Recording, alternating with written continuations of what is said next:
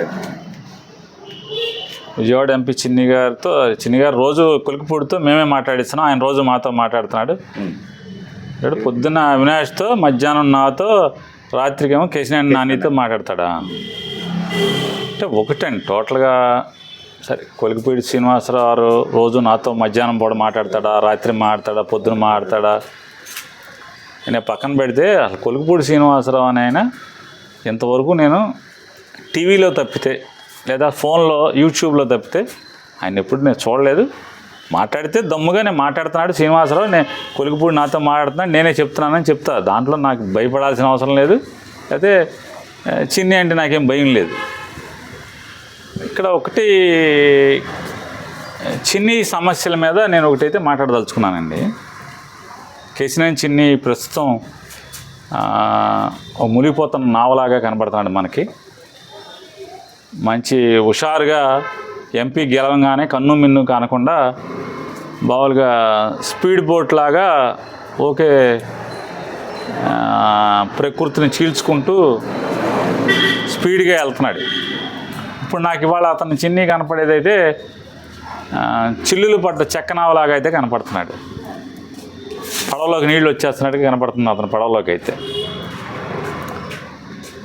గొడుగుపేట వెంకటేశ్వర స్వామి అయినా చాలా మహిమగల దేవుడు గొడుగుపేట వెంకటేశ్వర స్వామి. గతంలో టీడీపీ ప్రభుత్వం అప్పుడు కూడా ఆ స్వామివారి ఆలయం మీద కన్నేసి దాన్ని ఎలా ఎత్తేయాలి, ఎలా దొబ్బేయాలనుకున్నప్పుడు కనకదుర్గ రెండో కంటి తెలియకుండా దాన్ని కనకదుర్గ అమ్మవారికి గుడికి అడాప్ట్ చేసి తద్వారా ఆ భూమిని ఎత్తేద్దామని కొంతమంది చూశారు. ఆయనకి అమాయకంగా సంతకం పెట్టినటువంటి ఒక పెద్ద ఆయన ఈ సంతకం పెట్టిన వెంటనే ఆరోగ్య సమస్యలు తలెత్తినాయి.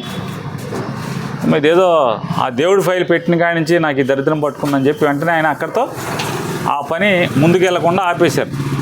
అంటే నాకు సమాచారం, చాలామంది ఎండోమెంట్స్ వాళ్ళు నాతో చెప్పినటువంటి సమాచారం అది. అట్లాగే ఇప్పుడు కేశినేని చిన్ని గారు కూడా ఆ వెంకటేశ్వర స్వామి ఆలయం స్వామివారి ఆస్తుల మీద కన్నేశాడు. కన్నేసిన దగ్గర నుంచి మొదలైంది. కేశినేని చిన్ని విజయవాడ ఎంపీ పడవకి చిల్లులు పడుతుంటే స్పీడ్ బోట్ లాగా మనం ఫారెన్లో సినిమాల్లో చూపించినట్టు, ఫారెన్లో షూటింగ్లో చూపించినట్టు స్పీడ్ బోట్ లాగా జమ్మని దూసుకెళ్తున్నాడు అనుకుంటే ఇప్పుడు అతనికి చెక్క పడవలాగా చిల్లులు పడుతున్న పరిస్థితి, చిల్లులు పడి నీళ్లు లోపలికి వస్తున్న పరిస్థితి వాళ్ళు చూస్తుంటే నాకైతే గొడుగుపేట వెంకటేశ్వర స్వామి ఆస్తులు ముట్టుకున్న పర్యవసానమే ఈ చిన్ని పడవలోకి నీళ్ళు వచ్చినాయని నాకు కనపడుతుంది. మొట్టమొదటిగా వద్దన్నా కొందికి మేము చెప్తున్నాం, దేవుడు ఆస్తి మా గొడుగుపేట వెంకటేశ్వర స్వామి ఆస్తి జోలికి రాబాకు, వచ్చిన వాళ్ళు ఎవరో బాగుపడలేదయా అని చెప్తున్నా సరే ఆగకుండా కన్ను మిన్ను కానకుండా గొడుగుపేట వెంకటేశ్వర స్వామి ఆస్తిని కబళించేదానికి ప్రయత్నం చేసిన పర్యవసానం మొట్టమొదటిగా సంవత్సరానికి 60 కోట్లు 70 కోట్లు లాగేస్తున్నటువంటి బూడిద లోకేష్ అతని చేతిలోంచి లాగేసుకున్నాడు. సో నోటికాడు బూడిద పోయింది. అది అయిపోయిన తర్వాత జగ్గయ్యపేట నందిగామ దగ్గర ఇసుక కూడా లాక్కునే మొదలైపోయింది. ఇప్పుడు ఇసుక గుట్టలు ఉన్నాయి కానీ ఆ గుట్టలు హైదరాబాద్ తోలనిచ్చే పరిస్థితి కనపడతలా. ఇక మూడోది వెంకటేశ్వర స్వామి గొల్లపూడి ఆస్తిలో ఎగ్జిబిషన్ అని చెప్పి హడావుడి చేస్తే పేకల్లోతు మునిగిపోయాడని చెప్పి అతను కూడా స్టేట్మెంట్ ఇచ్చినట్టున్నాడు నిన్న మొన్న. బయట చెప్పడం అయితే 11 కోట్లు ఎంత లాస్ వచ్చిందంటున్నారు. 11 కోట్లు అక్కడ ఒక బొక్క పడింది. ఇప్పుడు కొలికిపూడి శ్రీనివాసరావు బతుకు బస్ స్టాండ్ చేసి మామూలుగా గుడ్లప్పి తీసి బజార్లో నుంచో పెడుతున్నాడు. అలాగే ఇక నాలుగోది హైదరాబాద్లో ఇతను చేసిన పాపాలన్నీ కూడా రోడ్డు ఎక్కేసినాయి. ఇతను ఎవరెవరి దగ్గర అయితే అపార్ట్మెంట్లు విల్లాలు ఇస్తామని చెప్పని డబ్బులు వసూలు చేశాడో కోట్లు 100 కోట్ల రూపాయలు, వాళ్ళందరూ బజార్కి ఎక్కి